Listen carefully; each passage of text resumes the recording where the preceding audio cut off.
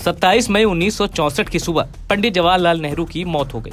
2 घंटे बाद तत्कालीन गृह मंत्री गुलजारी लाल नंदा को कार्यवाहक प्रधानमंत्री घोषित कर दिया गया। इसके साथ ही पंडित नेहरू के उत्तराधिकारी की खोज शुरू कर दी गई और इस काम में सबसे गंभीरता से जुटे के कामराज, जो उस वक्त कांग्रेस पार्टी के अध्यक्ष थे। जवाहरलाल नेहरू की मौत के ठीक अगले दिन यानी 28 मई से कामराज अपने मिशन पर लग गए। उन्होंने कांग्रेस पार्टियों के ज्यादातर मुख्यमंत्रियों और बड़े नेताओं को बुलाया, सबसे राय मशविरा किया कि पंडित जी का योग्य उत्तराधिकारी कौन हो सकता है। सबसे पहला नाम उभर कर जो सामने आया वो नाम था मोरारजी देसाई का। गुजरात से आते थे और अपनी एडमिनिस्ट्रेशन स्किल का लोहा मनवा चुके थे, लेकिन उनके साथ एक दिक्कत थी, वो आक्रामक रूप से काम करने और मनमर्जी से फैसला लेने की शैली वाले थे। इसके बाद जिस नेता पर सबने सहमति व्यक्त की थी वो नाम था लाल बहादुर शास्त्री का। वो भी काबिल प्रशासक थे और पार्टी के लिए आसानी से उपलब्ध रहते थे। हिंदी पट्टी से आते थे, ये बात भी उनके पक्ष में जाती थी। सबसे बड़ी बात ये भी थी कि जीवन के अंतिम दिनों में पंडित नेहरू लाल बहादुर शास्त्री पर ज्यादा ही निर्भर रहने लगे थे। इसके बाद के कामराज ने मोरारजी देसाई को इस बात के लिए मनाया कि वो प्रधानमंत्री पद के लिए अपनी दावेदारी वापस ले लें।